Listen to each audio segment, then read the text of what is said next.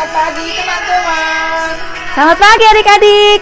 Jumpa lagi dengan Kakak Dewi Bye-bye. dalam acara renungan harian. Ceria. Yeay. Adik-adik kita renungan lagi ya. Hari Yeay. ini judul renungan kakak adalah air. Air. Oke. Dan ayat renungannya diambil dari Matius 14 ayat ke-29. Kita baca yuk. Di Matius. Nah, Matius itu perjanjian baru ya adik-adik ya. Kita cari kitabnya yuk. Kitab Matius itu ada di... Nah, ini kitab Matius ya adik-adik ya. Matius pasal yang ke-14. Nah, ini 7, 12, 14, 13. Nah, ini 14 ya adik-adik ya. Ayat yang ke-29. Kita cari yuk ayat 29. Nah, ini dia di sini. Kita mau stabiloin dan kita mau katakan. Matius 14 ayat ke-29 berkata, kata Yesus, "Datanglah." Maka Petrus turun dari perahu dan berjalan di atas air mendapatkan Yesus. Adik-adik, pasti adik-adik pernah melihat orang berenang kan? Ya dong. Dan juga pernah melihat orang menyelam. Ya dong. Nah, itu mah hal biasa ya kan adik-adik? Yoi. Nah, sekarang kalau orang berjalan di atas air, apakah adik-adik pernah melihatnya? Belum.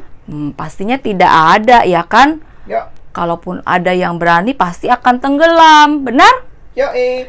Tetapi berjalan di atas air pernah dilakukan oleh Tuhan Yesus dan juga dilakukan oleh salah satu murid Tuhan Yesus. Siapa namanya ya?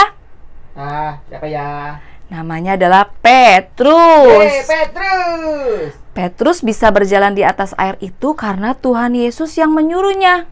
Saat Petrus berjalan bersama Tuhan Yesus, maka kuasa mujizat pun terjadi.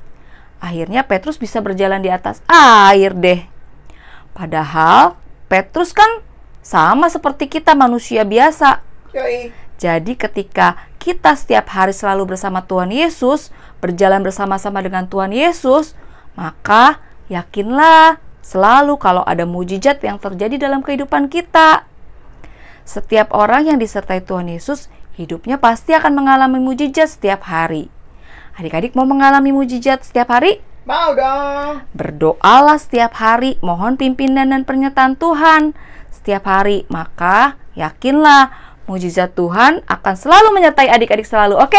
Oke. Kita berdoa yuk.